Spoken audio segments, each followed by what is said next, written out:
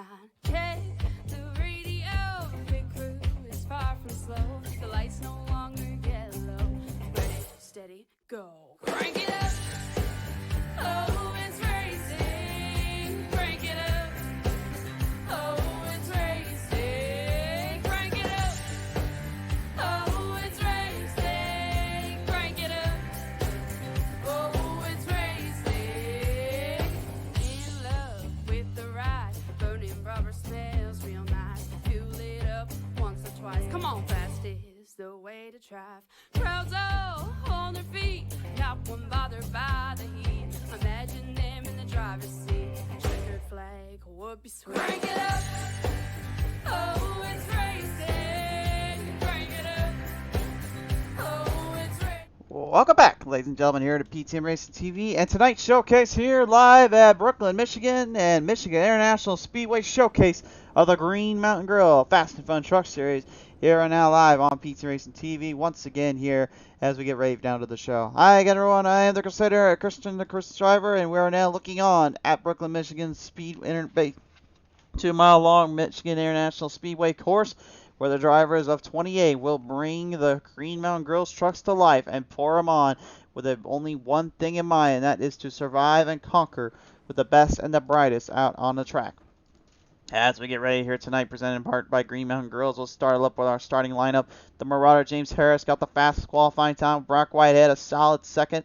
Third in your second row will be Sean Bounty, the Bounty Hunter, in the 34 is outside. The Mullet Man, Robert Lawrence, in the 5. Row number 3, Nathan Meyer, the number 1, will pilot to the outside with the Sheldon Pearson in the 8. Number 4, that's East Trey Whitehead in the 33. It is outside. Richard Fornshell in the 90. Row 5, it'll be the Zany fan, Craig James in the 40 is outside. Kevin Kersher in the 91.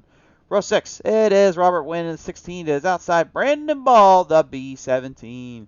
Row number 7, that's going to be Dan the Man Star in the 14. It's outside. George Young in the 48. Row 8, it is William Mann Jr., the Man Beast in the 29. It is outside. Steve Clegg, the 22. Row 9, it'll be Russ the Fullboard Kilgore in the 2 is outside. The 56, that is John the Attacker on Lasmanathaka. Row number 10 is going to be John the Diamond in the 39 is outside. Stephen Pless in the 69. Row number 11, that'll be Tyler Meeks in the 35. The outside of him being Robert Wynn Jr. in the 89. Row number 14, Adam Scrom, the 95 is outside. Josh Caudill and the number 23. Our final stars here tonight. We will see in row 13, Garrett Snyder in the 88 is outside. Christopher Wilcox, the 53. And row 14 sees Randall Falks in the 27 with Charles Whitehead in the 51. So the field is set to go for racing action here tonight. Be sure to keep an eye out on our cameras here tonight, as well as our drivers have different camera angles in different locations, different parts of the track. Of course, we're still experimenting with those a little bit, kind of getting used to the configurations, getting used to things around here, but we're ready to get down to business here. Eli the Wild Child saying he's first on the lineup, he's first on the run. Well, it's good to have you on board here, sir. Although I don't think this is YouTube. I don't think you got to announce out loud that you are first here, sir. But that's all I got to say about that.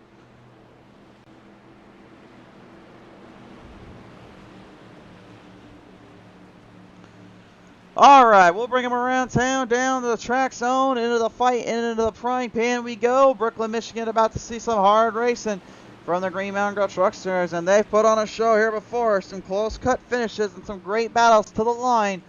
Well, we got a piece of that here today. We're about to find out live right here on PTM Racing TV. It's time to showcase the Green Mountain Grill Truck Drivers now and proud.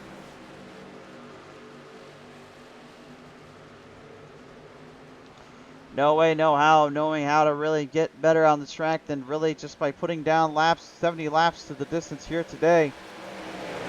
It'll be a testament of patience and skill for these drivers and how they maintain their grip and maintain their distances. A lot of hard racing to be had, a lot of tough cornering that will certainly be putting them to their limit. And remember, without those breaks in between, that really kind of hurts the drivers' runs when it comes to having to figure out pit strategy. So you have really two options. You got long run and then you got short run. The long run, obviously, you're going to try to bolster as much speed as you can, while the short run, you're going to be trying to only use up so much tires, so much fuel. on that long run setup. Short run is kind of obvious. You just push the loud pedal down and get going. You're seeing what's going on right up front. The Marauder, James Harris, stuck in the middle of it. A little 3 wide suit there with Brock Whitehead in the 82, and now Sean the Bounty Hunter. Bounty kind of sneaking his way in. Guys now moving their packs down to the back straightaway here, moving through the field. Distances are going to be very key and kind here. They're going to have to really watch themselves, watch their momentum, watch out for the 4 wide suit coming down into turn number 3. They hold it. Just for a brief fleeting moment, you see the 5 of the Mullen Man, Robert Lawrence, kind of pushing the gap, pushing his zones, and pushing the opportunity where he can. Determination and focus being put to his limits and put to his test here while he's having to deal with drivers all around him. Whitehead now on the outside. That's a no man's land though in this track, because that outside line off of corner 2 is a dangerous place to be. You don't want to find yourself in the wrong place in the wrong time here, and this is a yellow flag already out. Major trouble for Brandon Ball, the B-17 machine coming to a dead halt there on the back straightaway. Already trouble there for Brandon Ball. We'll take a look at the PTM Instant replay and see what happened here. Looked like it may have been just a case of bad timing and a bad issue here for him and the crew. Although that trouble right there is not helping your case any. No, that's not us, folks. By the way, that would be his internet connection going out. Looks like he drove up actually and went right into Tyler Meeks, and that's where the wreck came from. He's going to need to get that fixed immediately. And he is already out of here. He's done. So he's going to call it a day early. So the hard racing already kind of coming to a dead halt for just a brief moment, but a fleeting minute is nothing to sneeze at. There is still plenty of time for some hard racing to be jumped down and around, and we're going to see more of that as we go along for the ride. Let's take it down now, though. I'll talk with some of our drivers here tonight and see how they are feeling about this track and how they are feeling about their trucks engaged with this field. There certainly is a lot of big moments here to be had, a lot of big racing to come forth with it. Let's take it down now where our friend Old Triple Trey came to play Whitehead seems to be hanging around with our NPR boys. Trey, how you doing tonight, bud? Pretty good. I got the sniffles a little bit, so not 100%, but trying to focus up here. So basically you're saying keep it short and sweet. Sounds about right? Oh, yeah, pretty good. Well, if I would say at least short and sweet seems to be kind of your name of the game when it comes to that short run, which you're pretty good on with this kind of track here. How much of a speed distance do you think these guys can handle before things just get really tired out on those tires? Yeah, it's going to be weird to see how it progresses, because there's some guys that only like to run the bottom, and then you got guys like me that like to run the top most of the time. So I don't know if that's going to play a major difference, but lifting on entry like 10 laps into a run is going to play a huge factor when it comes to heat in the tires and stuff like that, because that's where you're really going to run into trouble is if you get your tires too hot and the caution comes out like now. When you go back green, it's not going to be as good as it would be for someone who saved their tires a little bit. So, yeah, I'd say about 10 laps around there, you'll start seeing guys do different things, and that's probably going to be the key moment for the tires. For sure there. Well, nevertheless, we do appreciate your time here and to give you a little insight and clue on how things are going to play out. We certainly hope it plays in your favor when it's all said and done. Yes, sir. Triple Trey came to play with Whitehead, ladies and gentlemen, number 33. Appreciate his time there. Let's take it down now and talk with the number 8 driver. That is Sheldon Pearson. He now comes to us from the 3 Wide Motorsports camp. Sheldon, how are you today, sir? And you? Oh, we're doing pretty all right now. So, once again, bringing back the PM & Sons number 8 machine down to the Chevrolet Silverado camp. Now, you're up 2 spots out of the gate, but you had a little bit of an eye on the battles raging ahead. Do you try to find yourself in with those 3 wide groups to go for the lead, or are you going to try maybe lay back and lay low until the time is right? I'm just going to kind of maintain right here if I can and save my stuff and hopefully be there at the end. That's been my problem, is not being able to be there at the end. So I got to take care of the equipment and make sure I got a truck to make it to the end. Has a little bit of just been bad luck, or the substance of just finding yourself in the wrong place at the wrong time? 90% bad luck. That's my name right now, is just bad luck. So I just gotta kind of mind my P's and Q's until about 10, 12 to go, and then really start running. For sure there. Was anybody you want to thank here tonight or want to get going through for the rest of this race? Yeah, man, championship power equipment, BSM, GMG, and my sponsor at their home track tonight, Diesel Freak. All right, well, you guys are loud and proud, riding down there for the Diesel Freak crew here tonight. Sheldon Pearson, number 8. Thank you for your time, sir. Thanks, man. Sheldon Pearson right now looking to try and get that bad luck out of the way. Remember, he's still searching for his first career win ever on PTM Racing TV, as is our fellow friend, the Man Beast, William Mann Jr., which I'm bringing his name up right now because somebody forgot to paint the truck. I guess the Man Beast did not want to be recognized, and instead he ended up finding himself in a completely all white out truck. I don't think that's what it's supposed to look like there, Man Beast, but hey, I mean, at the end of the day, it's still at least a decent looking ride. At least he got the manufacturer ride on it. Anyway, back to the action. Let's get down to it. The Marauder is going to lead the charge, and he's going to have the Diesel Freak right behind him. Big a jump out of the gate here for these guys getting themselves in there.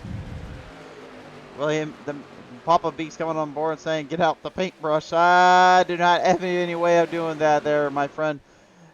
That's gonna be something the Man Beast needs to figure out. He should be good with tools. I mean, he is the man's maintenance worker, so he should know how to do that. Yeah, they're all lined. They say if you want it done right to call a man. Well, we already got a man in the house, and it's not just in our comment section. It's also on the track. So we'll see what that plays. We'll see if maybe that gets fixed up next week. But for now, anyway, it's the all-white Chevrolet on the Man Beast tonight. And speaking of all white out, here comes the Marauder James Harris currently just widening out his lead here, keeping Sheldon Pearson kind of in a solid distance with him and the crew. You heard Pearson say earlier, just bad luck and just really finding himself in the wrong areas. He does not want that to happen tonight, but the problem is he's got to find a way to knock down a couple of tough cats there in the 82 of Brock Whitehead and fellow brother Trey Whitehead. You heard Triple Trey say earlier on, he likes to try to run more to the outside, but in this case, he's running more up top and he's running a little bit more on that bottom to the middle, whereas family member Brock is trying to do really the extreme run, which is stay up in the bottom lane, although now he's going to kind of take a move off his brother here and go tie side. They'll run him off at the distance here, try to get them cornered down. Beautiful cornering there. Good job on all drivers to keep him out of trouble. It could be extremely tensing. It could be extremely tense and intensifying. Just being up in that banking in that zone. Brock getting into the wall a little too much. Scrapes it up slightly there. And once you even scrape up just a little bit on those trucks, man, they don't give out too well. They will end up ruining your race out more than you realize. And that's exactly what they don't want to see. They don't want that to happen, and they don't want to be kind of put in that circumstance because it can be a little bit of a tricky situation to figure out how to gain that speed back up. Remember, momentum is key at these long tracks. The faster you can get, the better you're off. But again, you also have to remember with that speed, when you're going to those turns and those corners, it's not like Talladega or Daytona where they're smoothed out, they're nice and rigid, where you can actually just kind of stay full throttle and the tires, well, they don't really burn up at all because they're not going the usual speeds they used to. This is the complete opposite. This is pretty much kind of this mid-pack range to extremely long run, mile and a half long kind of racing. Michigan is a very interesting setup for that kind of working around and kind of serious situations.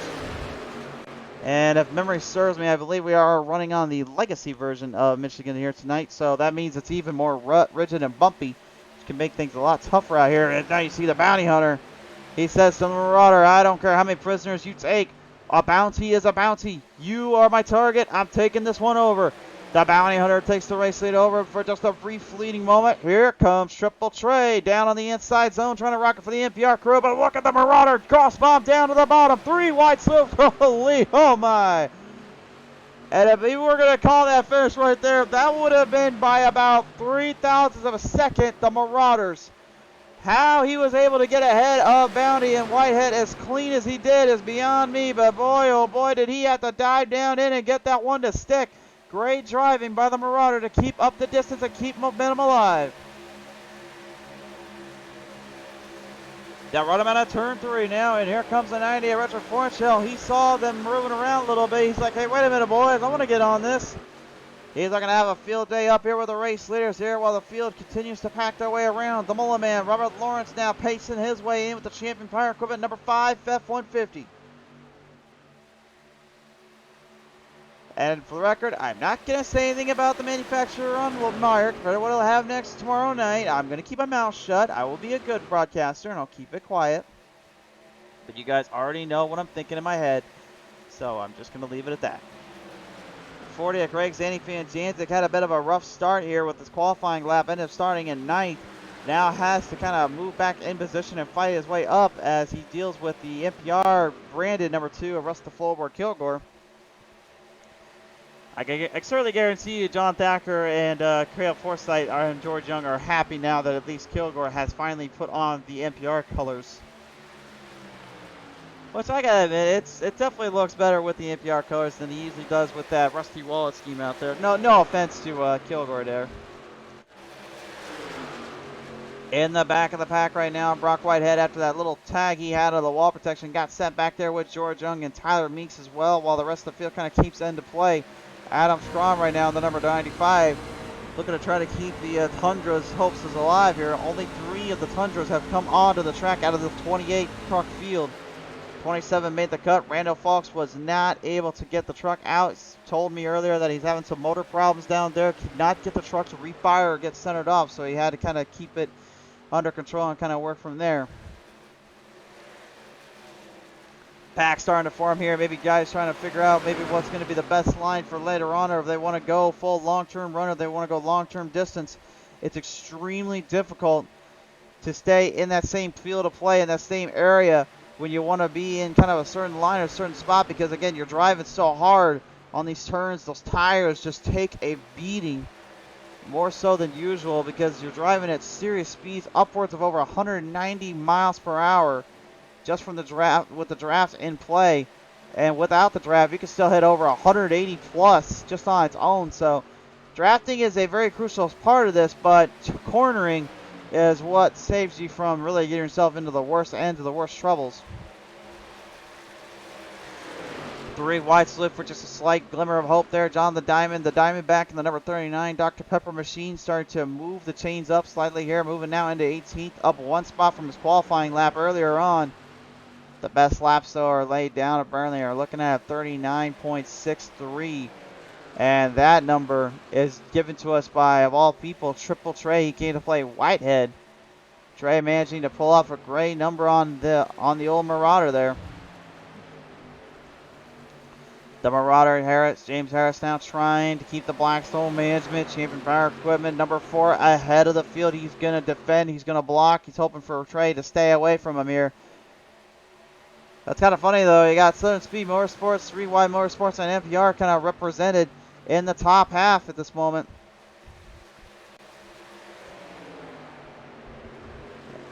Yeah, the Marauder now upside on the outside. So had a little bit of a gap there between him and Trey. And Trey almost took him for a little move there. They are running on a custom setup as well tonight, so be aware that that is what these drivers are working with. So that what that means is for a long distance run, they can set these trucks up to be a lot better on a short run or better on a very good run, if you will. It depends on how the driver likes to run and how they want to speed this one in. But the nice thing about these open setups is you no longer have to try to figure out how to get the car or truck to corner in or turn in the way you want at certain times, certain places, or how you like to have it as a feel. You heard earlier from Trey, he likes to go to the outside and use that lineup more than anything, which, again, that just kind of devolves around his driving style. That's the way he likes to do it. Whereas you got someone like Fornshell, he's more of a bottom lane, he's more of a bottom feeder. He likes to keep it down low more, kind of keep his distances in check. Now, why am I bringing this up exactly? Well, it brings down to 2 things. Number 1 is the RPMs, the gear ratio. Those gearings there will allow you to be able to move either up top or down low more so than not, and allows you to really enhance how much speed you can carry. So that's why you see a lot of drivers, if they want to go to the bottom or run on the top side, they can certainly do that with just a little bit of a little workaround, a little ingenuity. And it makes for some great racing and some great battles here, as you just get a good look at Robert the Mullen Man Lawrence trying to put the put the former Blasta Master 5 up ahead. I can't call it that tonight because he's got the champion power equipment stuff on that one, so I can't. So what do I call that? The CPE number 5? That doesn't even sound right, man. That sounds like I'm trying to say cardio, physical endurance, or in education or something like that. It's like I'm not back at school. I don't want to go back to school right now. No way. Yellow flag is out here. We got a caution down here. John the Diamondback Diamond giving himself a little bit of a problem there on the back straightaway. Comes to a dead halt. There is damage on the left side, rear end, and the left rear corner panel gets a piece of it. To the PTM Instant Replay we go. Let's take a look at this one.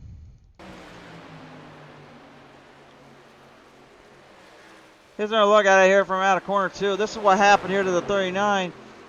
And this is just something you're going to see all night long is, you know, how long can you go before you get a little too aggressive or you just get a little too ahead of yourself. Adam Scrum ended up getting that right in with the 39. Both drivers coming to a dead heat. Diamond stopping on the dime. Does not want to get in anybody. He's trying to let drivers give him a chance. Refires it off, and that will set the field back in motion for a little restart run here. And that was your PTM Instant Replay, brought to you in part by our good friends over at Green Mountain Grills here tonight.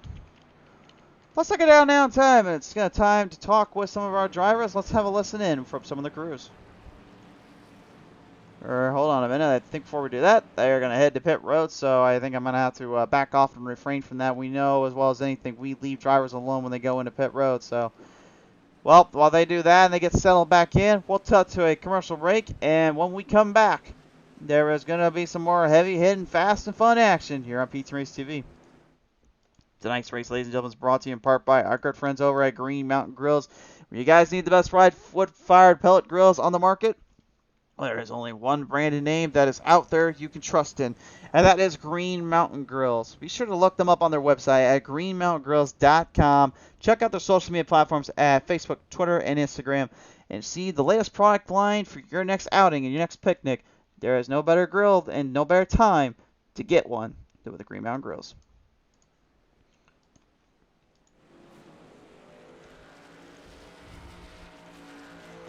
So, alright, field's going to field back down around the track, get things settled back into field here.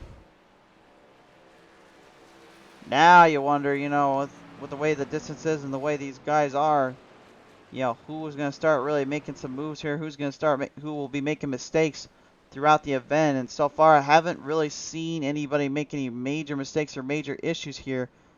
But again, it is very early, so we're not for sure on how long that will last out. We'll talk with the number 23 here, Joshua Caudill, in just a brief fleeting moment. We want to get him out of pit road and off the exit here before we talk with him here.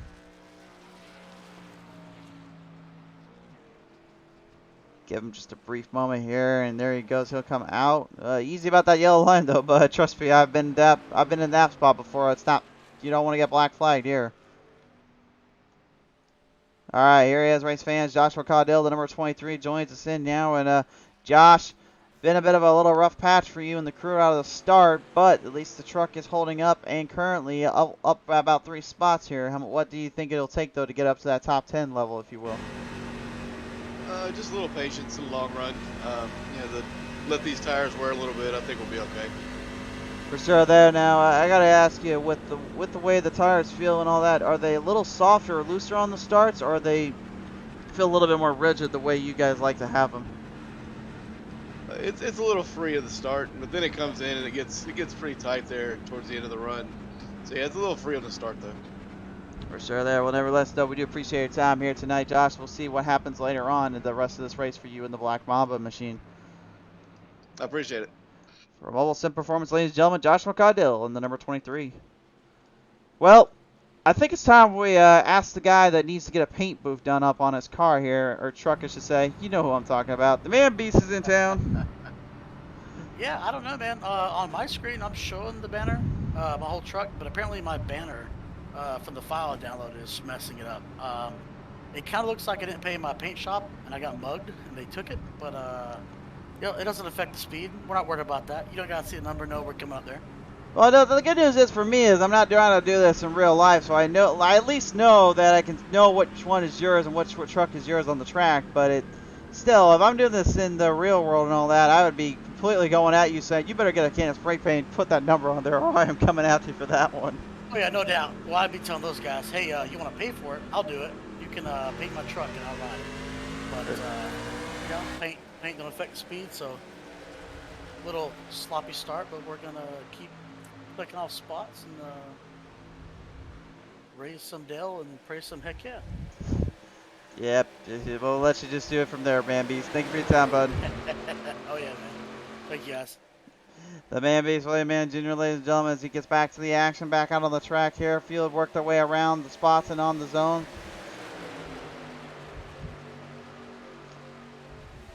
Coming around corners 3 and down into turn number 4 here. The number 1, Nathan Meyer, trying to put a DuPont machine into the race lead yet again.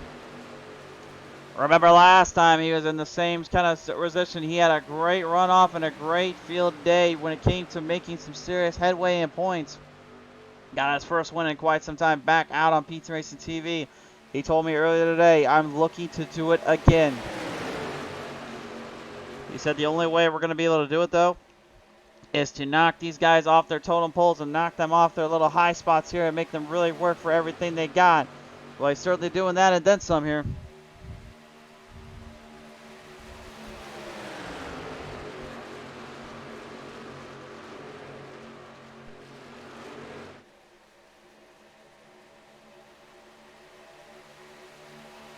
Down onto the front straightaway here. Field moving their way around. Nathan Meyer, the number 1 machine, starting to slowly and surely gap the positions up.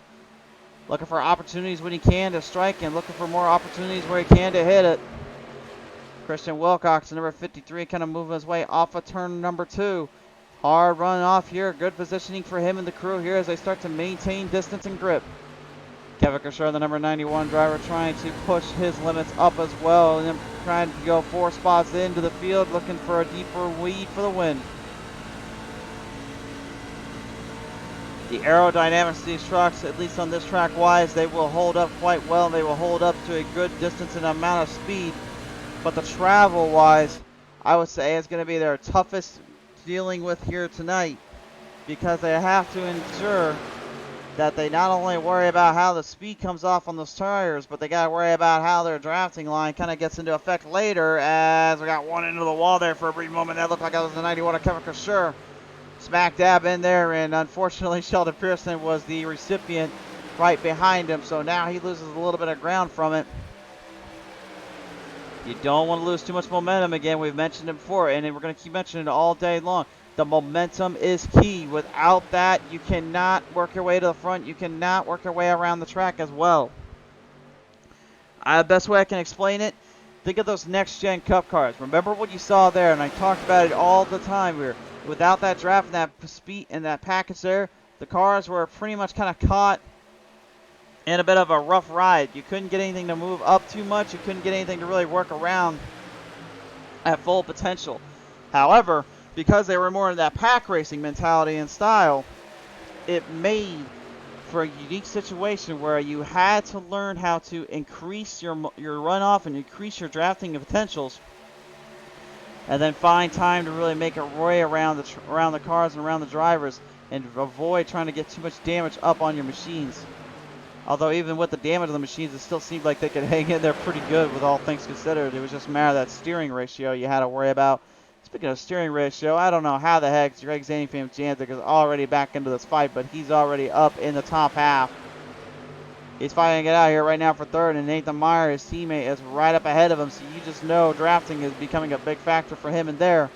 But Kevin Kershaw says otherwise. He says, hey, boys, I don't really care what team you're working with. I am moving the chains up. I want a piece of that Marauder up ahead.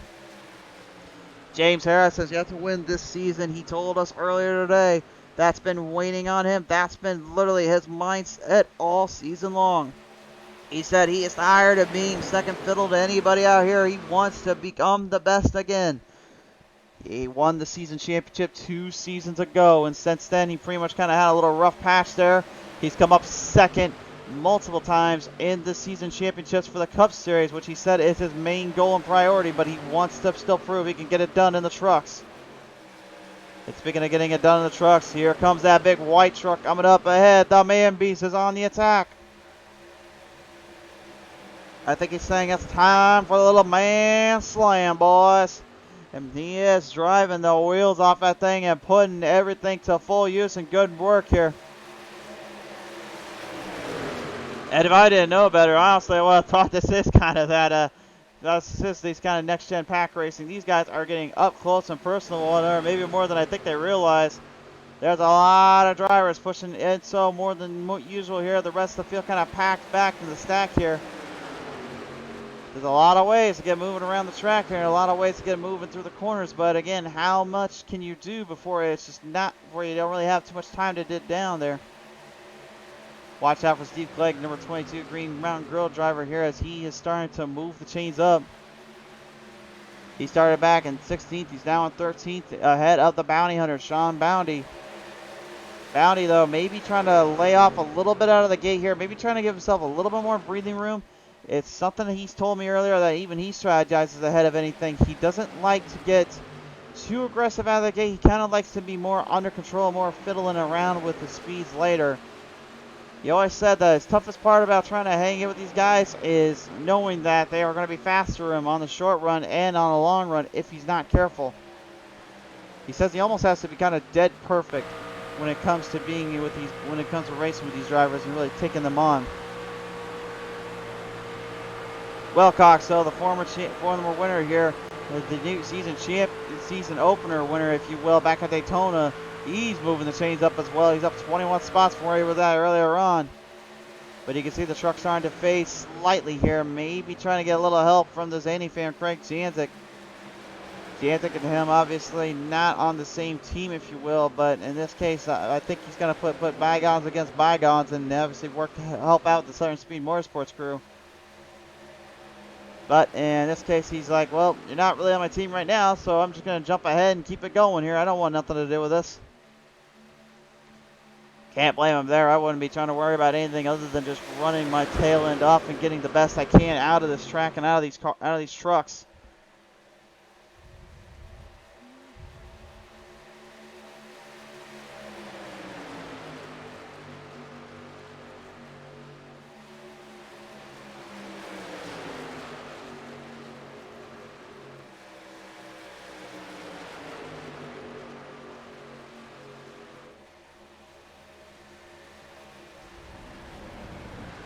Whoa, whoa, whoa, whoa, whoa! Look out down there! Oh my!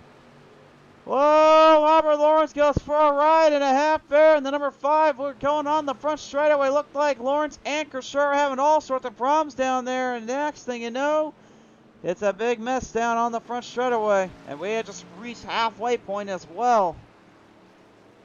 What on earth happened here, though? Let's take a look at the PTM Instant Replay. Looks like it was a bit of a mixed emotions kind of deal here. This is something you see quite often, though, when you're just in that pack. Sometimes you completely forget where one driver is at and where one driver is going. Meyer would really have a hard time calling that one. That one looked like it may have been slightly netcode. The glitch graphic gremlin's kind of getting a little bit more annoying than anything. I don't know, maybe some kind of spirit down there ended up kind of catching them both off guard. We'll take one more look at it. Watch carefully as the number 1. You can see what happened to Kershaw. Meyer gets a good runoff here. I would say that's definitely a collision. So there was contact made there by the 1 and the 5, but let's take a look right up ahead here. Let's take here at aim with Kershaw. And this is going to give you guys a good idea of like what these drivers are fighting against in that pack. So Fornshell, look at this, drives it up. He's got the outside, pushes it slightly low on Kershaw. Kershaw brings it back, saves it nicely. Nice driving here. Good job saving it. You can even see there one of the other guys, unfortunately, getting caught off guard. I think that might have been Fornshell that was in that situation. I couldn't quite tell from our angle there, unfortunately. But nevertheless, the field has to regroup and recenter. So while they head into pit road here, we'll see what the strategies come into play for.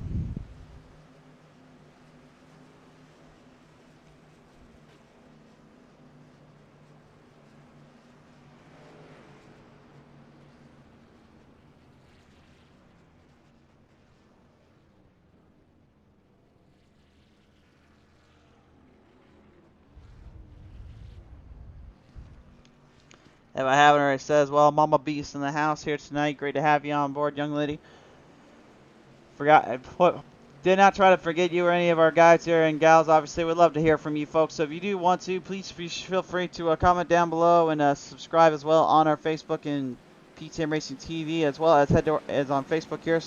Like and follow us up so we can continue to do this content and work with this as much as we can. It helps support the show as we now support our drivers down here. Let's have a listen in with George Young. George, how are you doing, sir? Oh, we're doing great here tonight, baby. Got a good run going. We can keep it going till the end here. Certainly indeed. Now, obviously, I had to make a little bit of a trip from the other side of the states here, coming from PA, which we were just down there last night, if you will, at Pocono. Having to come down here, though, to Michigan. How much of a season change did it feel having to kind of come down here in the Midwest for you and the crew? That's a bit of an adjustment, but no, it's not that far of a trip, so not too bad. It's pretty easy to get acclimated here, and we're having a good time. You certainly are indeed. Well, nevertheless, we won't ruin that time for you right now. We're going to let you just get back down to it, so best of luck, sir. Thank you. From Midpack Racing, ladies and gentlemen, George Young and the number 48. So right now, our driver's getting ready to field him back into play here. Let's go have a listen in here with Nathan Meyer.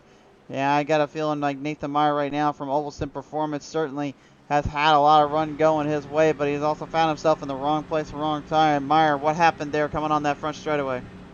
Yeah, man, I don't remember who was in front of me there, but Kevin hit the wall, got turned. It was either run into the back of that guy or try to avoid it, and then hit Robbie. So, a little bit back in the pack, but we didn't take tires there, so we got 2 in the bank, 1 more than everyone else. So hopefully it works out. I mean, from our angle, it looked like it could have gone either way. You had to really get into a dive bomb situation, but it really, at the end of the day, that's kind of the situation you have to run with here at Michigan, is trying to keep away from that stuff, isn't it? Yeah, pretty much. You're going so fast, and the closing speeds are so quick. You have to make a decision right away, and sometimes you make the wrong one. That happens to the best of us, but nevertheless, Meyer, appreciate your time here, and we'll see if you can get that recouped up and recover to the end. Oh yeah, we'll see you at the end. All right. Nathan Meyer, ladies and gentlemen, the number 1 DuPont machine, as our field double files back up. Time for a restart.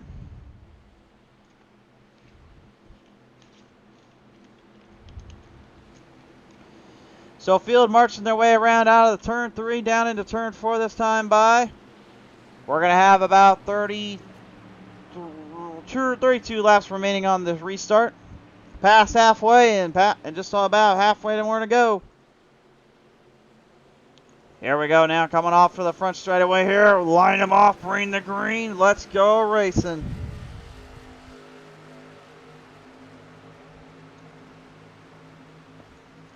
Off the chute out of the restart. It is currently James Harris with the advantage. A lot of problems down there for the 51 Charles Whitehead. Could not get the truck to go off the start there. Down across that back straightaway here. 22 spots up. Wilcox with a solid performance so far tonight. Trying to prove that that was not a fluke at Daytona. Richard Fornshell is doing much of the same. He got caught off guard in that little situation earlier on. A little bit of problems down there for Adam Scrum. Goes sent to the infield and goes for a little on-care service opening there.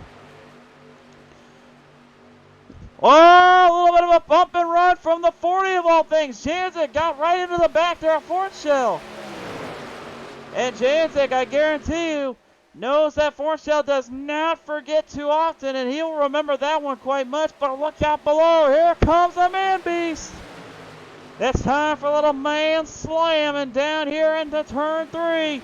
Oh, he drives that one in real deep, real hard, and the goodness for him is that thing is as clean as a whistle. Could tonight be his night?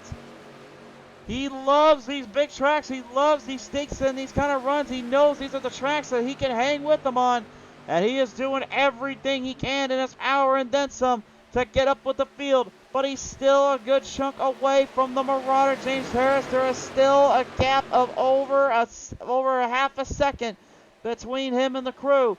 Janzik and Whitehead now pushing their way across, trying to get up to the number 4. Harris knows they're drafting hard. They're going to try to push him down to the bottom. Here comes Whitehead there with Janzik. Janzik's going to make a little contact there, slightly there, going into turn 3. The Marauder is side by side with his old nemesis, his old rival, and now he's going to have to deal with another rival right behind him there with Whitehead helping out Jantic. I would never expect a Trey Whitehead to work with Jantic as much as he is right now, but he certainly is doing that and then some. We have ourselves a new leader, and it is a Sandy fan, Greg Jantic. But the Marauder says, I don't care what you say, Crusader. I don't like hearing that when it's not me involved. I'm going back for him. He's going to make it work on the outside line. Meanwhile, right back into the back half of the top 5. Man Beast trying to deal with Fornshell. Old Forney down there doing everything he can to make some moves back up to the front from Jantic's little bump and run tag he gave him. Maybe looking to give him the receipt and the check for that one. I still got a few folks I need to get my receipt to on the short tracks end, but that's beyond the point. So. But I don't know if I could ever do it on a big track like this. A lot of problems down there though. Stephen Pless and Joshua Caudill wrecking right out of turn number 1. Caudill having major malfunctions, a little trouble down there going in through the turn. Problems as well here. Let's take a look at the PTM instant replay here.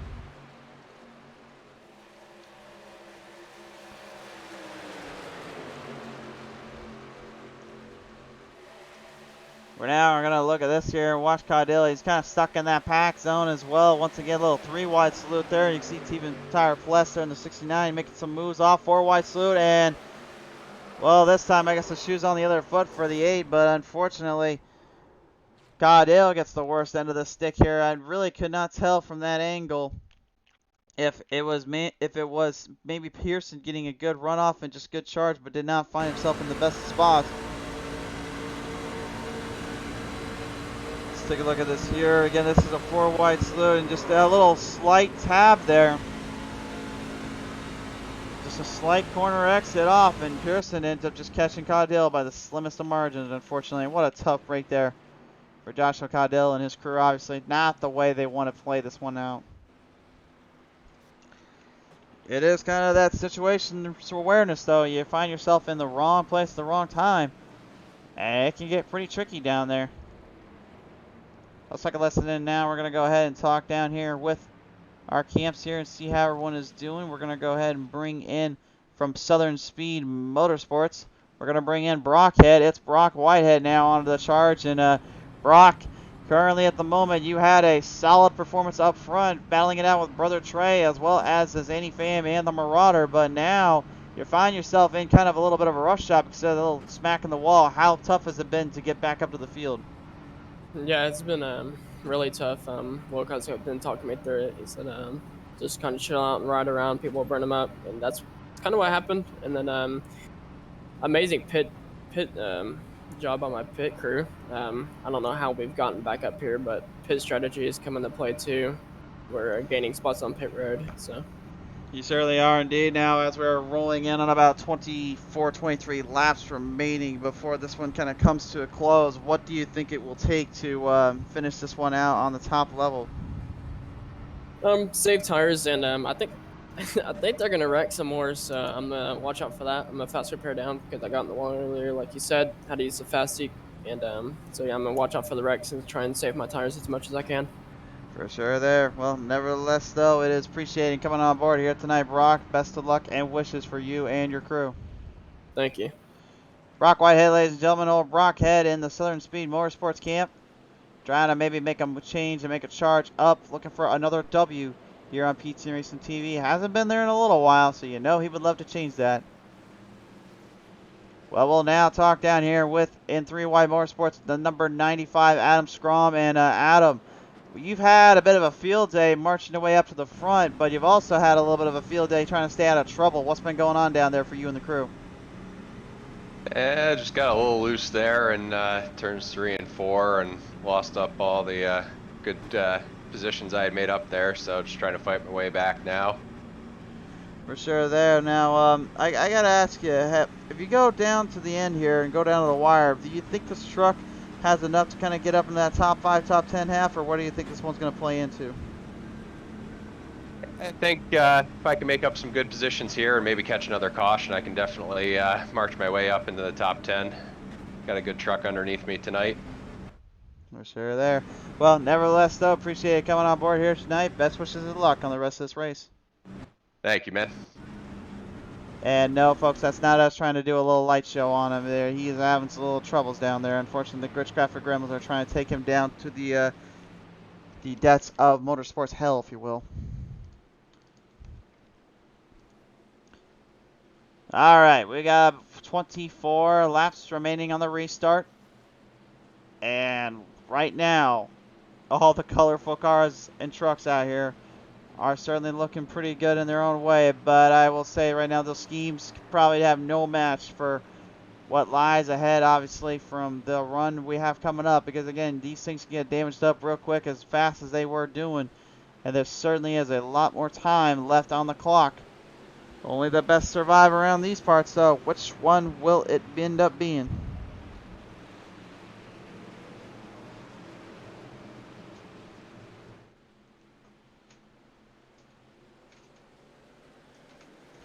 Here we come now, down across the plains, across the field.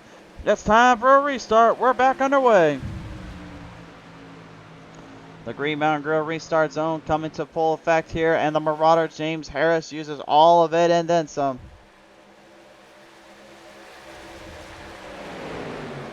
Some drivers we haven't thought about a little earlier on, though, is the 14 of Dan the Man Starner. He's kind of making his way through the field as well, trying to get up there against the Brock and Brock Whitehead. But his brother, Triple Trey, is currently in play to make the move and make the runoff here. Into the back of the Marauder, slightly there, but no problem or no coverage there whatsoever. It's Zanny Fam now starting to change things in his perspective, and right behind him, look at Christian Wilcox. You want to talk about a guy that is really out trying to prove himself tonight? This man might just be doing that and then some. And the man beast, William Mann Jr., is not out of it yet. You heard him say earlier, I'm feeling great tonight, and I love the way this is feeling. Can he keep it going? This would certainly be a Cinderella story. He had to start 15th, and he has currently made his way 11 spots up. But here comes the dastardly Marauder back at it at the Zanny Fam. He dives in deep. He makes it stick. Oh, man, he gave it a hard run off there. He wanted every ounce of that 40. He wanted to take him down a few notches and knock him off the pegs. What a maneuver by the number 4. Once again, takes it to the dive bomb from up top to down low. The heavens above to the depths below.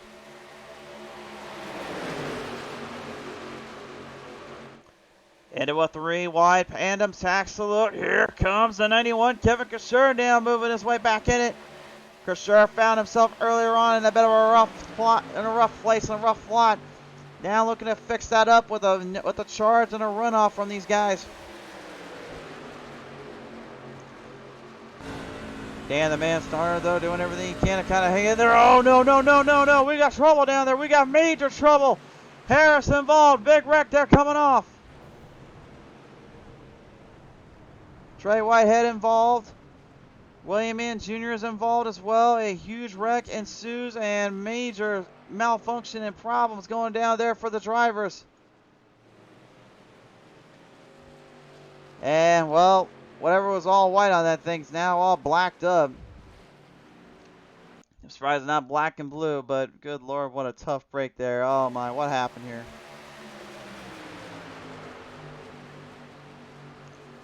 I was just talking good about the Man Beast and him trying to get his first win, and now I've already jinxed him. I'm sorry. Look out. Look at this. Danny Fam Janzik gets into it with the 4, I believe, of the Harris. And Whitehead and Marauder, excuse me, Man Beast and Whitehead getting out of that one, trying to avoid the trouble here.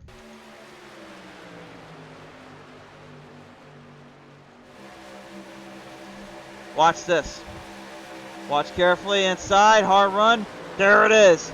Janzik yet again. He's been. I'm not gonna lie. Janzik has been very aggressive all night long. You saw it earlier. He did the same maneuver to Richard Fornstell in a bump and run scenario.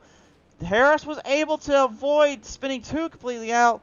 Fornstell did much the same earlier, but this was not the place he wanted to get caught up in, and that is certainly not what you want to see as a driver or something like that happen. And now Janzik is going to have to kind of pay the consequences for that one.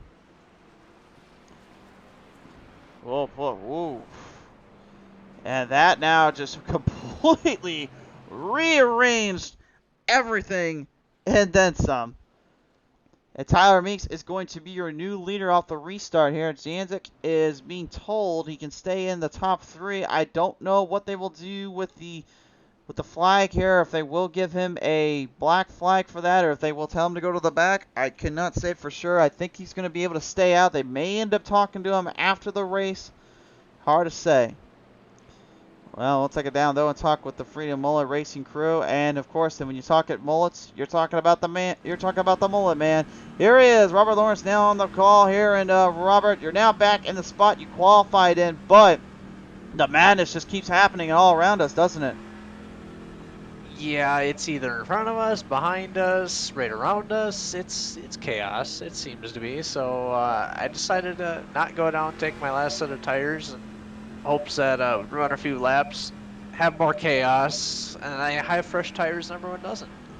For sure there. Now knowing you got a little bit of a fresh set of tires and you're still kind of playing in this with only so many laps to go, how much run do you think it will take to knock down the likes of Zanny, Pham, and Meyer, with even Meek saving up into this pack? Ooh, well, I mean, I can sit behind them. I can save a little bit of tire, save a little fuel. I guess I'm good on fuel. I don't need fuel, but it's we'll see. The draft is always a key factor, but can use a bumper. Well, we saw what happened with Janzik when he used the bumper, so we'll just leave it at that. But nevertheless, Robert, appreciate your time here tonight, buddy. Yep, thank you. Oh man, this could get interesting. I've heard of the bump and run working well, but I've really tried to refrain from using it on tracks like this. But hey, man, at the end of the day, you got to do what you got to do, and we'll see plenty of it to the end. So, will that continue to be the thing that plays out at the end here? We do not know. But all we do know is Tyler Meeks is getting a huge opportunity here. He's going to run up with the best of the best here in 18 laps remaining at Michigan International Speedway. Does he have enough, though, to run this field down and win it?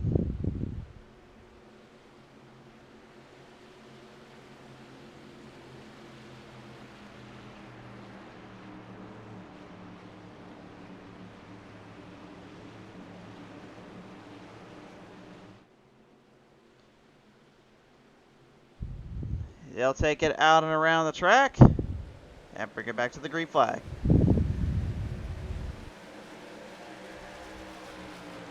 Eli Child said they put bumpers on them to use for a reason. Well, I'm not saying that. I just don't like using it on tracks like this. This is just not the track to do it. I put my bumper to them when I'm on like a short track. That's where I'll put a bumper to them. Trying to bump and run them here is like kind of a no man's land unless I absolutely forced to, which I try to avoid. Well, speaking of avoid, look at this 3 wide slip. That's something you don't avoid around these parts. Meeks had a great opportunity to try to hold back Janzik and Meyer, and that was a huge maneuver by Janzik. Meyer trying to cave him in, trying to get a move off on him here. Look at Meyer go straight to the bottom lane. Here comes the number 1 looking to try to outdo the Zanny Pham once again. Last time it was due to a fuel run strategy. This time it's all about speed and power. Which one has the better of the two?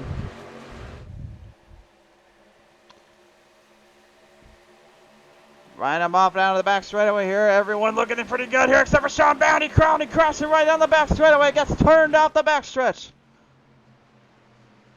And the Bounty Hunter finds himself in a worse for wear spot. Not what he wants to see happen in this case. We'll take it down now and talk with we'll see the instant replay here and see what transpired there.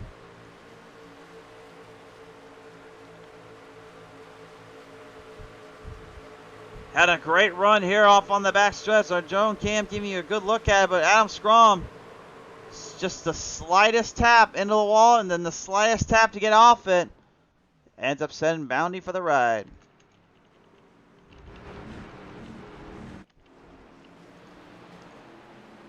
That was your PTM Instant Replay, brought to you in part by our good friends over at Green Mountain Grills here tonight.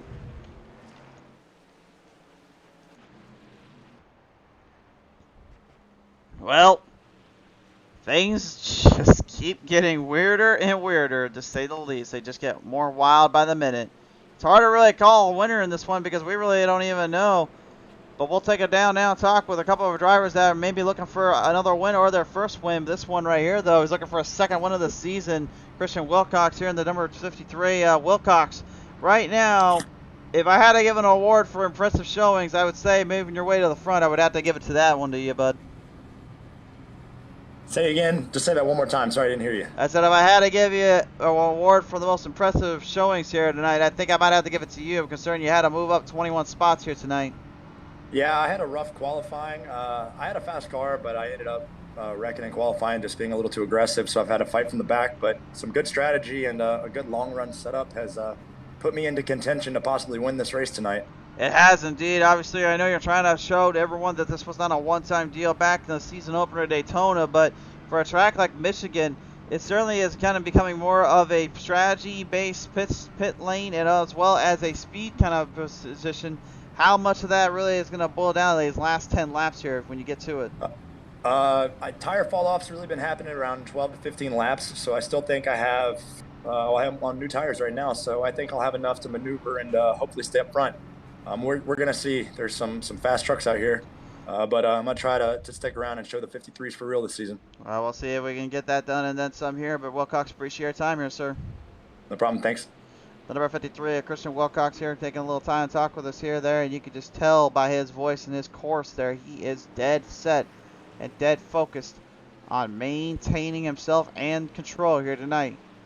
Take it back down, talk with Freedom Mullet Racing, ladies and gentlemen. Now is the number 90. This is Richard Fornshell. Fornshell, earlier on, we saw you putting up a great deal of racing and a great deal of respect to the drivers, but then, unfortunately, you get found in the wrong place, the wrong time, and get kind of caught off the guard with the Zanny fam as well as the Kevin Kushers in this situation. What happened and transpired here for you and your team? I think a lot of it, there's just a lot of really hard racing and a lot of really aggressive racing going on. So people were trying to push, people were trying to decide what lane they want, and yeah, inevitably something like that ends up happening. But I mean, that's hard racing. It is hard racing indeed, but nevertheless, obviously there's still a little bit of time left. Do you think there is enough for you and your team to really make some changes and make your way up into the field? Yeah, I'm really hoping so. I mean, you know, Freedom Mullet Racing, we got Robbie up there in thirds, leading the team, hopefully to glory. And you know, I feel like the rest of us, we've got some speed. If we can pick our battles, we might be able to make it up there towards it too. For sure there. Well, nevertheless, do appreciate your time here tonight. We'll see what comes to transpire here on these last runs. Thanks, bud. Take care. Ladies and gentlemen, the number 90, Richard Fornshell, with our little talk zone here. And on this restart, Nathan Meyer is going to have the starting gun. The whole shot, extremely important here. We've seen earlier what it can do for guys like the Marauder. We've seen what it can do for guys like Janzik. It is a name of the game situation here. How well do you play it out? How well do you field it in? That remains to be unknown. Field working their way around, looking for another go or two. They will have 13 laps remaining. Which one plays into the advantage and wins it out?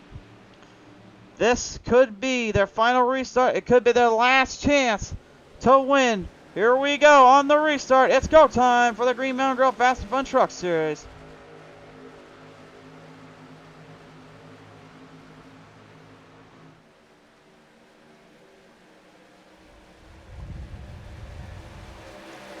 Whoa, look out back there. We got major problems. Big trouble. Robert Wynn Jr. wrecking right in the middle of the pack. Gar Snyder able to avoid, as well as I believe one other driver that might have been George Young getting out of the way there, but a huge wreck ensuing, and I don't know if someone didn't get out the restart or what happened, but oh my. Robert Wynn Jr. finds himself in the worst luck here in this case here. Let's take a look at the replay. We had our drone cam back there to keep an eye out on the man beast and as well as Sean Bounty. But here's what happened here. It's right up front. It looks like Kevin Kushner got involved, and this is what happened to Robert. Bounty ends up getting a piece of him there, unfortunately. Let's take a look up at the 91 here, Kevin Kushner, and see if we can get a good glimpse of him here. and see where this one all started up for him and his crew. Looks like Starner didn't even get off the line here. Looks like he missed a shift or could not get the truck to stop spinning off the tires. Charles Whitehead actually gets into it with Kevin. The two of Russ Kilgore gets in clobbered a little. John Thacker gets a piece and gotta be definitely. Oh, whoa, whoa, whoa, whoa, whoa, whoa, whoa! Hold on one moment here. Look at the back straightaway. Look at this. Just moments ago. Look at this. Oh, oh. Yeah. We've seen before retaliation from these drivers on the track. We've seen it with other guys, but I don't know what on earth is going on down there other than Charles Whitehead getting a piece from Kevin Kersher. If I was that crew member right now, I would tell both guys might, once you watch it, you still got to finish this race out. I guarantee you Kevin is mad, but I guarantee you Charles is probably not too upset now after that situation. I guarantee he probably felt like he may got owed one, but I don't know if he wanted to get it owed when they were trying to be on the pace laps here.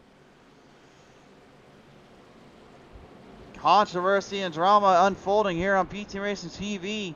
Charles Whitehead and Kevin Kersher starting the wreck up, unfortunately, but thankfully, I think they may have cooled off a slight bit there just by getting each other a little bit of a warning or two, but I don't really know what else to say to that, so we'll just leave it there. Well, still got a little bit left to go, and these drivers are not done with each other yet. We'll take it down with Oval Sim Performance now. We're going to listen in with the number 69, Stephen Fless. And Stephen, this has been a bit of a early going, rough and tumble kind of start, but now a strong finish lays ahead possibly for you and your team with 14 spots up in the field. Yeah, we got a rough start. Having a hard time getting to go on the track, but we got a little fortune looking our way this time. Playing the strategy game. Let's hope it plays out. You certainly do indeed. Now, obviously, with that strategy game, you're trying to outwit and outsmart some of these guys here. How difficult is it going to be to really get that going here with this last bit coming up? I don't have the speed in my truck, and I'm trying to hold off new tires, so it's going to be tough. It's going to be tough. I think the key is going to be to stay on the outside, keep the momentum up, and we'll see what happens. For sure there. Whenever let's do appreciate our time here today. We will see what happens here in this last go around. We'll see. Stephen Plus, ladies and gentlemen, number 69, trying to rock his lemonade stand up into the position into the field as we now hopefully have calmed the drivers down a little bit.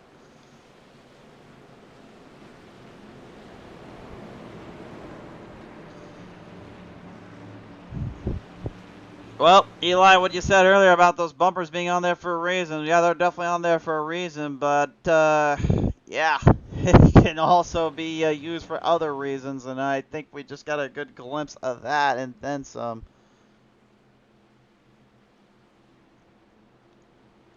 So here we go. We're going to put these drivers to the ultimate test, put them to their limits, put them to their fullest of capacities.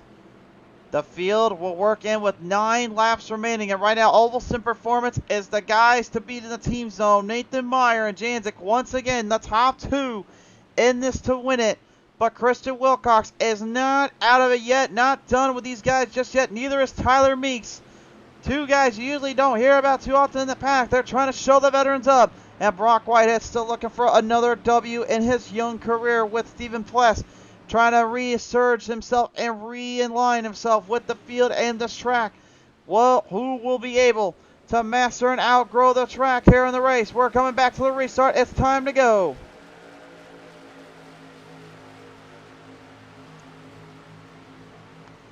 Seems like a better restart here. Everyone seems a little bit more under control, a little bit more on pace. But will that continue on? That remains to be seen here. Stephen Pless now the 69, trying to fall back and play. Going to get up there with Brock Whitehead. The Trax is 82, trying to hammer down and get something going on these guys. Maybe looking for a solid opening here or work around with the field. Down out of corner 3 into 4 here. Janzik now making his way ahead. He's going to push the number 1 as hard as he can to his limits, as well as push himself there with only 8 laps remaining. He knows time is on his side. He just needs to stay focused. Look at this now, coming off of turn 3 and 4. Here we go, almost a 4-wide salute into turn 1, I should say. Unreal, turn 1 and 2. They showed each other up pretty well there. Flash trying to evade. There comes the Marauder, though. He is a madman on a mission. You know what he'll do if he gets to Jantic. We saw Kevin Kersher and Whitehead get into it. Will we see Harris get into it with Jantic? He's coming up for him.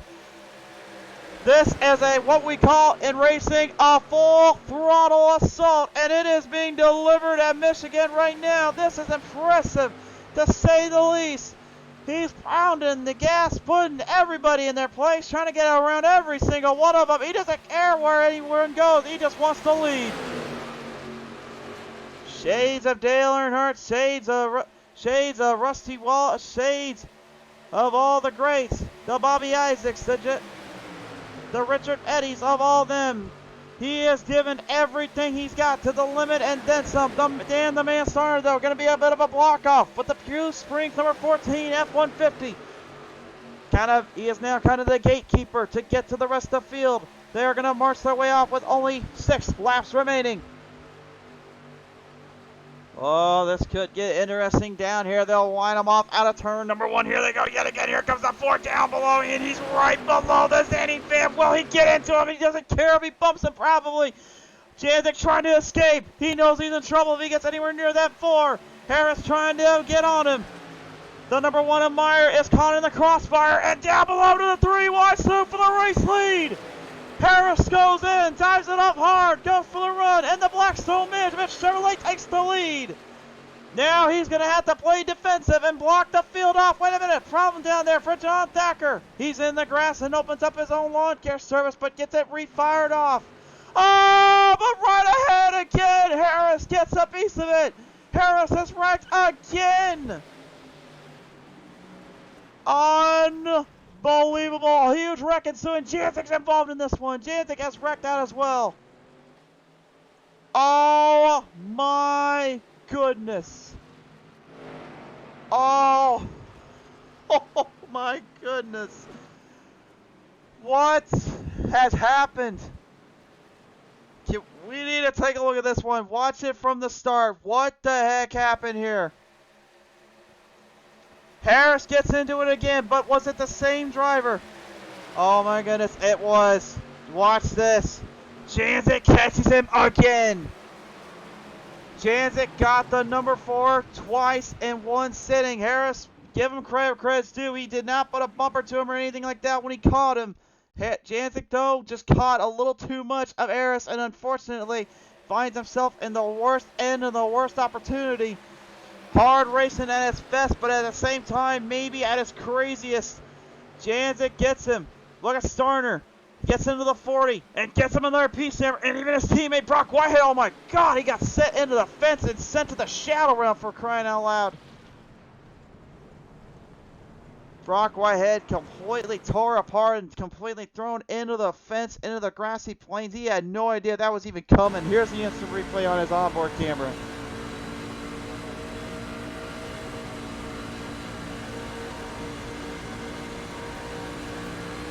Huge wreck ensues.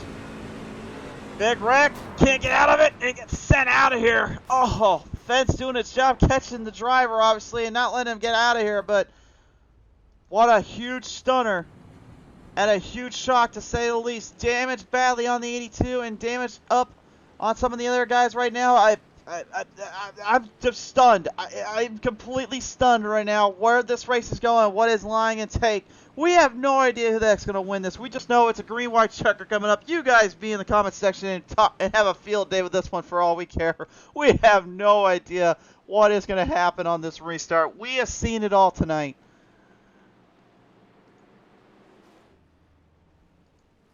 James Harris has got his damage fixed up. He's getting it back out there, but I guarantee you he is not going to be thinking about anything other than what he just did a minute ago and putting a full pedal straight, not into the metal, but into the plains here of Brooklyn, Michigan's Michigan International Speedway. He's going to have to plow that thing in there.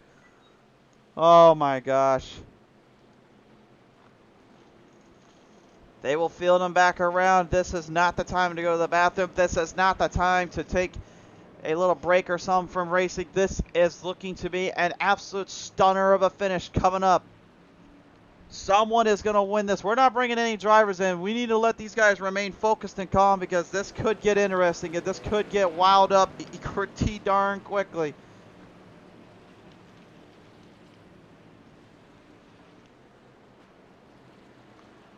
Right now, Nathan Meyer appears to be the favorite, but Dan the Man Starner is still searching for a W in the Truck Series this season. He has been hard on the gas all day long, but how much of that damage did he suffer on the right side? Is that going to affect him with Meyer as way that he is? Wilcox and Fornshell have been dead heat, dead set all day long. Fornshell got bumped earlier, pushed his limit in. Wilcox pushing them much the same. Did a tremendous go around there. Steve Clegg and Garth Snyder are now in this as well. Tyler Meeks kind of been pushing his limits up. There is so many outcomes, so many opportunities for these drivers to make some moves and make some changes.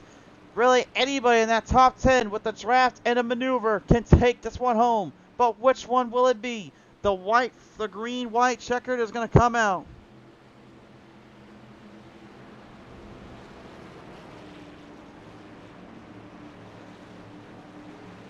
It's our first attempt. Can we get this in? What an absolute wild, wild night of racing. And I've called a lot of races, but this may be the most wild one I've seen in Michigan in quite some time. It's crazier than the All-Star race we saw from these guys not too long ago. I would even put this one up higher than that. This has just been maddening. Here we go. Off the restart. Which one will it be? You have multiple drivers yet without a win this season. Meyer right now, out of this pack up front, is the only driver that has won so far. He's the only driver in the Truck Series that's got a W to his name. He got it at Chicagoland 2 weeks ago.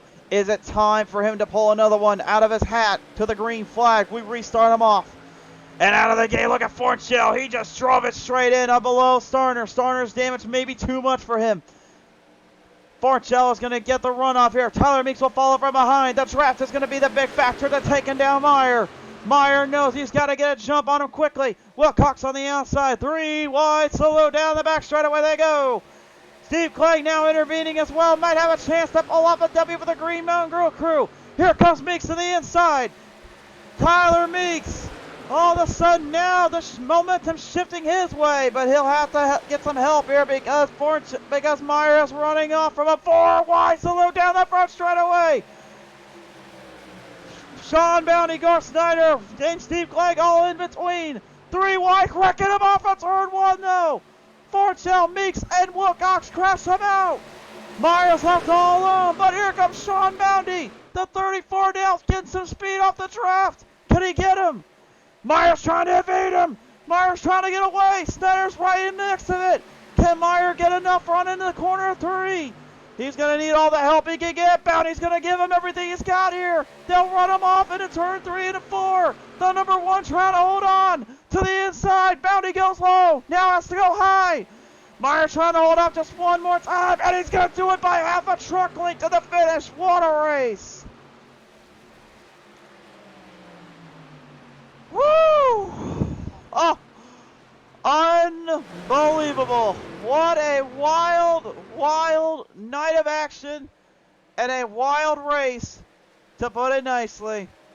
Nathan Meyer saw in the rear view what he had to do. His spotter told him to go low, don't let him go there. He knew Bounty was going to go for him, but he manages to hold him off. And Nathan Meyer, maybe the most sweetest win for him and his crew, with all the madness that happened to his teammates and everyone tonight. He somehow, someway pulls off a W at Michigan International Speedway, and the DuPont 1 Chevrolet is going to park it across that Michigan plains of that logo down there. Unreal excitement and pandemonium from all levels here today And I think I'll agree with what Child said a minute ago in the comment section. Tomorrow is going to be nuts. Truer words have never been spoken. Here it is, presented by Green Mountain Grill as your race results. Nathan Meyer wins this one out. Second going to Sean Bounty. Third to Steve Clegg. Fourth to Gar Snyder. Fifth to Robert Lawrence. Sixth to John Diamond. Seventh to Russ Kilgore. Eighth to Willie Mann Jr. Ninth to George Young. 10th to Triple Trey. Came to play Whitehead. Rounds out your top 10 in that field. But I think a lot of these guys are going to look back on this one. You remember earlier, some of them point blank said it's hard racing, but it's extremely aggressive racing at the same time. I think what we'll take away from this is you can do aggressive racing all you want. You can do hard racing to the end. But if you can't catch a break and you can't find yourself in a predicament like this, your night is pretty much done and over with. And unfortunately for some, they found themselves in the absolute worst ends of the spectrum. What a wild, wild night of racing, to just say it point blank. Let's talk with the top three. And I don't think I was planning on talking with this fella anytime soon in a while, but I'm glad to hear from him. Ladies and gentlemen, your third place finisher here tonight in the Green Mountain Grill 22, Steve Clegg. Clegg, congratulations on a podium, sir. It's been a long time coming. It really has. I haven't really talked to you much this season, so nice to talk to you. Yes, indeed, my friend. You traveled down from Maine here to get to Michigan. I think the triple's worth it to get some points and a serious payday in this one. Yeah, I needed a finish like tonight. It's been an up and down season so far, so I'll take a top three any day. Absolutely, man. Well, nevertheless, obviously, coming to the line, coming to the wire, things got pretty insane and out of control there. But nevertheless, you managed to hold back here for a strong third-place finish. Really, what was the secret to the end there, sir? I stayed on the high line, kept the momentum going, and just kind of went right around Garth and held on down the front stretch. And I think we were 4 wide going for third place, so it was a good race. For sure there. Well, nevertheless, though, sir, to the end and to the wire, you're popping away with the third place finish. So I must ask you, who do you want to thank for this one? I got to thank Green Mountain Grills on the truck.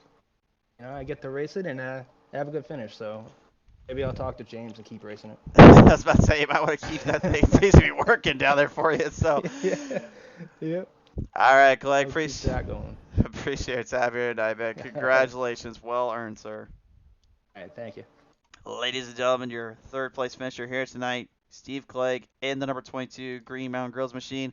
Your second place finish by a half a truck length. Give it up for Sean Bounty in the Bounty Hunter number 34. But nevertheless, Bounty, man, you gave it a hell of a show and a fight to the end, but you just came up by that last corner short. What happened on that last one, man? It was a wild race. Hell of a fun race. Late there, I got turned and then really disappointed because I had like no spare tires to put on, and now I'm, scrubbed those ones from that long spin on the back stretch and then come from the back, and it was just a matter of a lot of luck. Just pick and choosing my way through there, and then dodging all those wrecks that really, I didn't have to worry about passing those cars. But yeah, I came up on the one on that last lap, and we were hauling the mail, catching them. Not really sure how or why, but the tires were worn, so any drastic move that I made, it would have just scrubbed the tires too much. I could feel it. There wasn't really much of a move that I could make on them.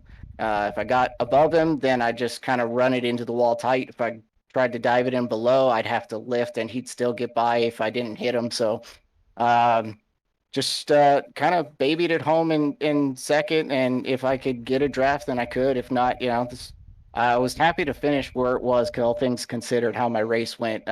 It was fun up front for the first part of that race, but once you get back there, it's kind of follow the leader until somebody wears their stuff out too much or, incidents.